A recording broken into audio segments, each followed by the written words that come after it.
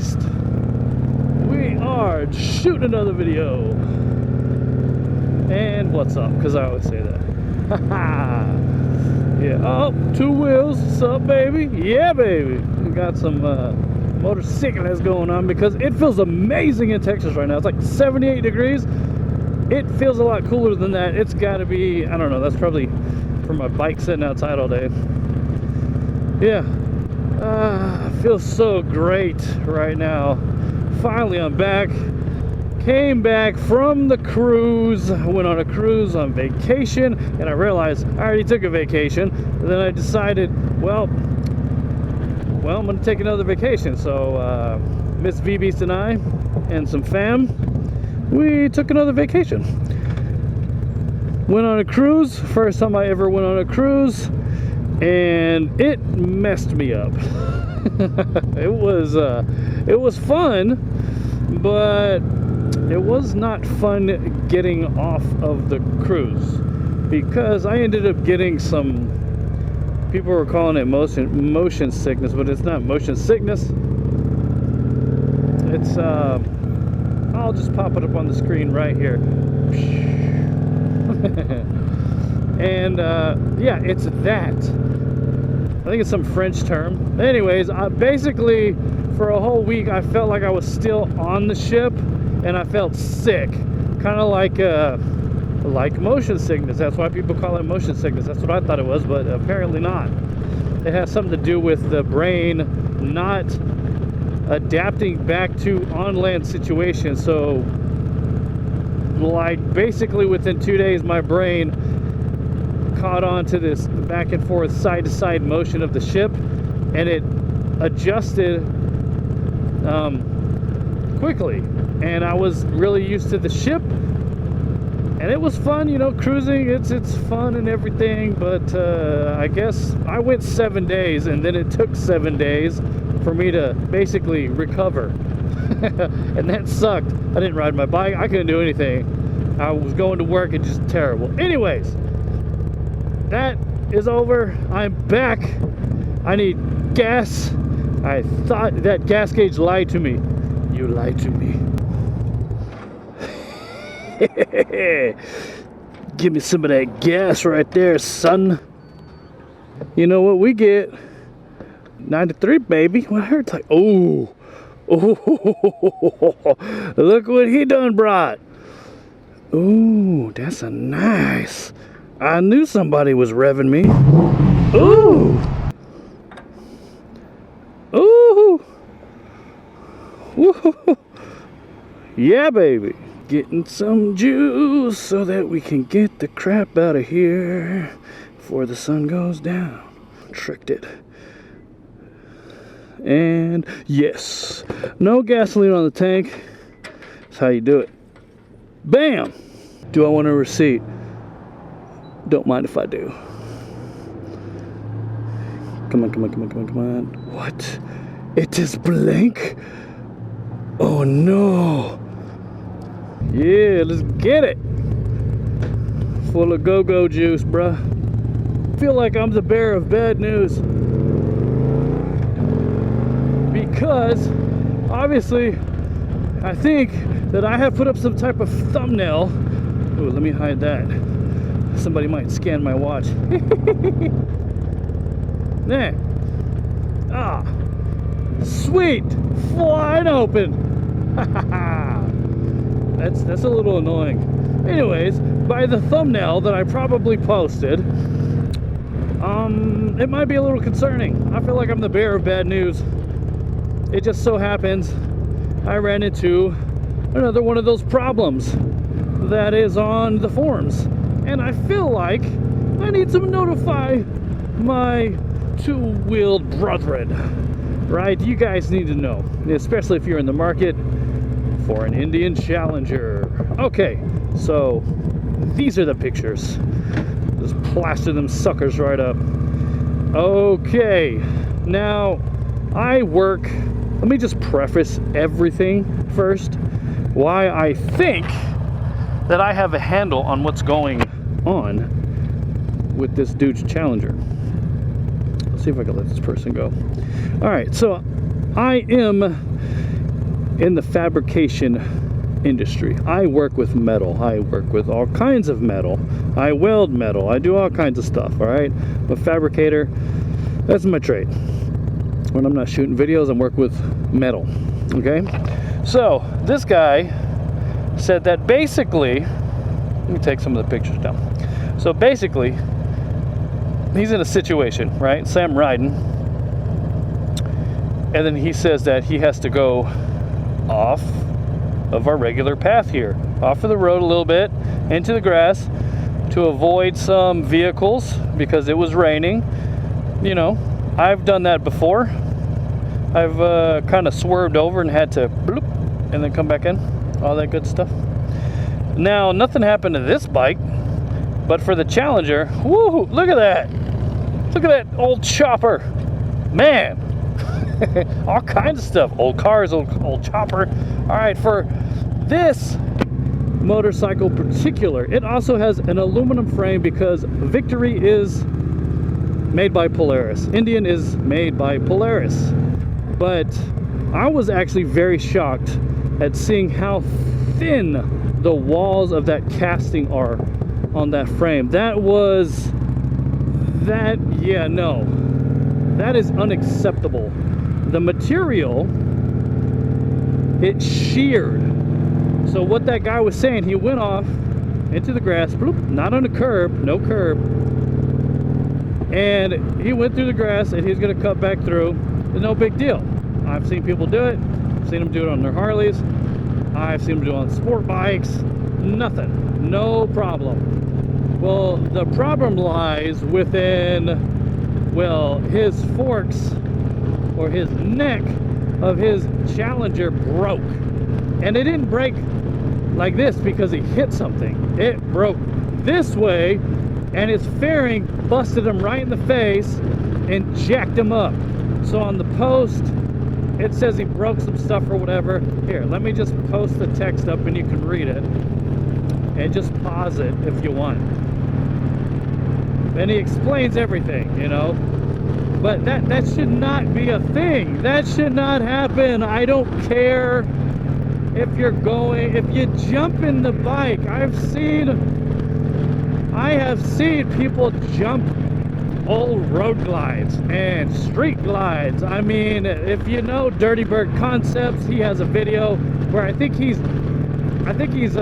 jumping a Road King or something with the bags on it and everything, and he's going through a dirt bike track and just going all around. I mean, nothing happens to that bike. Nothing. It's fine. And I mean, he's riding it with no issues. What the heck, man?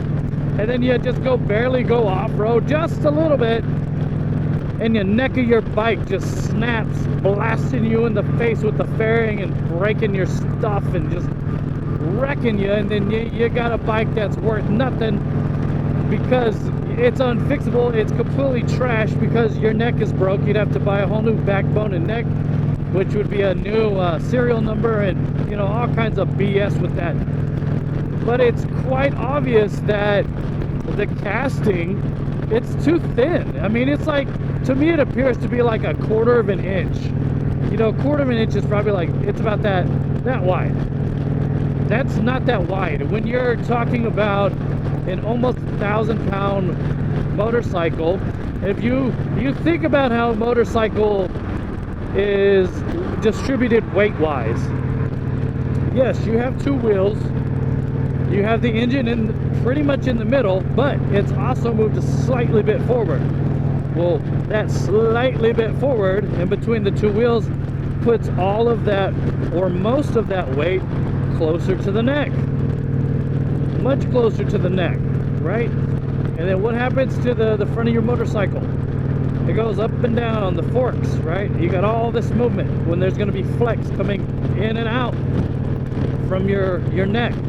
That's why the neck area on your motorcycles, like if you look at a Harley, it's very, very thick. It's big. It's got a nice bead weld on it, fat welds on it. If you look at the Victory, it is, I think it is solid.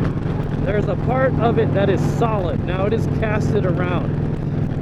I haven't really ever got to look into the neck of this bike, but I know that thing is heavy duty because I worked all on this bike, which I gotta work today. Freaking this speaker's not working and this speaker's not working, so something's either wrong with my amp or the radio.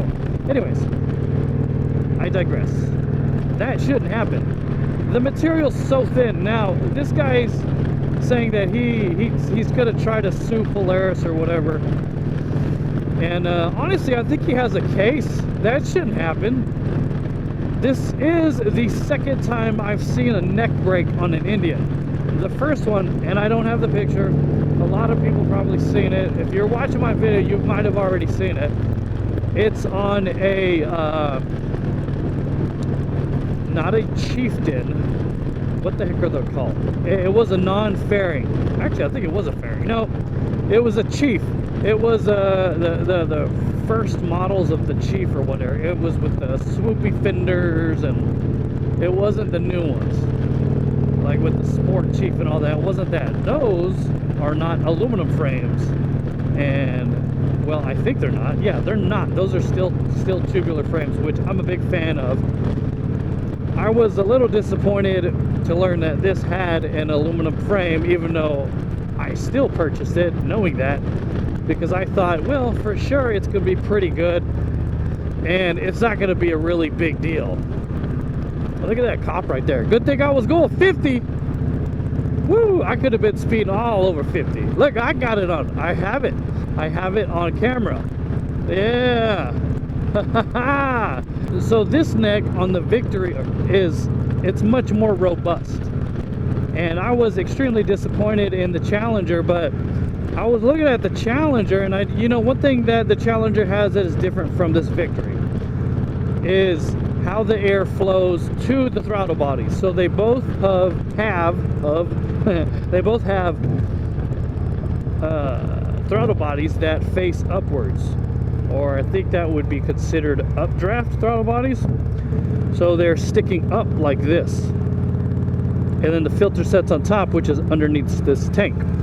The Challenger has the same design, but the air goes directly through the frame, and you see that big, huge, massive hole. I don't know if I posted all the pictures because I was talking so much, so let's just put them up again. So there's some hole, this big gigantic gap, you see, and the air flows directly through the frame, and you could see a portion of the material or the frame where it's like this thicker lip right there on the bottom, I think it is. I'm gonna try to circle stuff, and that's a thicker piece of aluminum, and there's a lip there, and I believe that's where a cover goes, but the air goes directly through that frame. And it sounds like a good idea, but the downside is now the neck is hollow, and I wouldn't really think it would have much of an issue as long as the material is thick enough. Quite obviously, looking at that aluminum material, that 1/4 inch is not thick enough. I mean, people say, oh, aluminum is strong, and I agree. It's strong for how light it is. If you put steel against aluminum, steel will win every single time, 100% of the time. Aluminum will fail 100% of the time versus steel. See, the problem with aluminum is it likes to rip or tear or shear. And you could see stress points also on that picture. Let me see if I'll put it up now. Let me see if I put an arrow. So there's some stress points that does indicate whatever the guy's saying, that the forks basically kicked out, like it ripped from that. He did not run into anything, and you could see that his forks, they're straight, they're not bent, there's no front end damage. So what he's saying, I believe to be true. And because of me working with metal, I can identify, at least in my opinion, that there is some stress factors going on where the casting failed. And I think it failed because the material is probably not a good material in that frame, and it's just too thin for the amount of movement. I mean, think about a motorcycle. I mean, this is moving. Your suspension is constantly moving very, very fast. We don't feel it.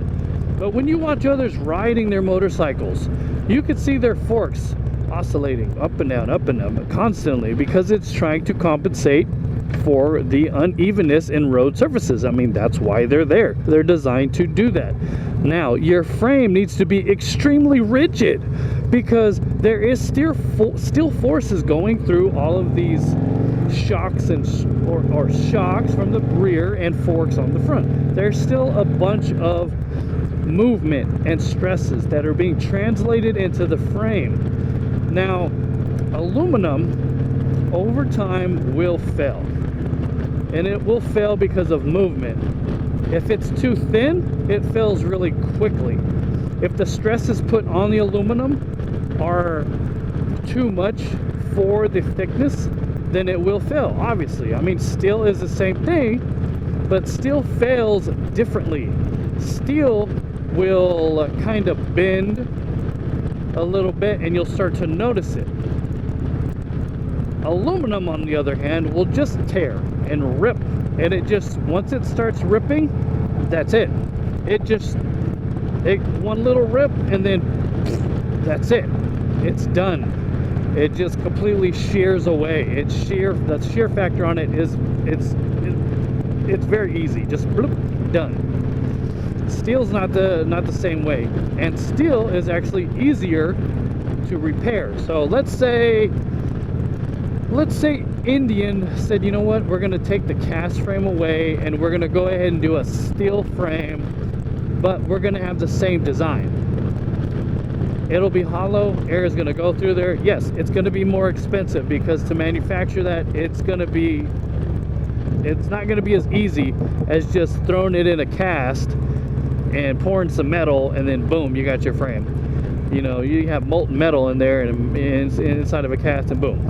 Well, you're gonna have to have somebody weld probably panels. You're gonna have to have jigs and all that, and have an assembly line for the frame. But that frame is gonna be much, much stronger.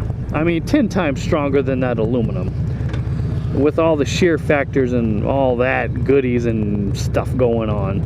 But yeah, let me know what you guys think. I wanted to share this. I would call it bad news or good news. I mean, I don't know. There definitely is I would say a design flaw within the frame. And no, not everybody's having this issue. It appears, yes, these things, they're rare, but they do happen. But Polaris, you know, they should take note of this, and they should say, you know what, this is a fail point. We need to change the frame, because this can cause potential death. It's not good. I mean, it would turn me away from an Indian Challenger instantly, you know, just for the simple fact of it, you know, me knowing materials and how aluminum is and can be, especially if aluminum gets contaminated within the process, it will do the thing that happened to this gentleman's bike. It will shear and tear under that's not even a substantial amount of like stress on that frame. That should not happen ever. Never ever. I'm sorry, it should never happen. It's ridiculous. But anyways, let me know what you guys think.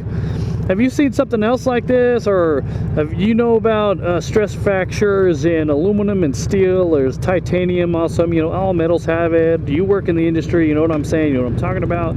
You probably have more of a technical term if you're an engineer that works in the type of field with metal, whatever it may be. Drop your comments below, like, comment, subscribe. And I mean, I'm gonna catch you guys on the next one, but ride what you ride, keep it Vbeast mode, and ride till the wheels fall off. This has been another random weekday video by your very own Vbeast. Thanks for watching, guys. Please like, comment, and subscribe. Most of all, have a Vbeast day.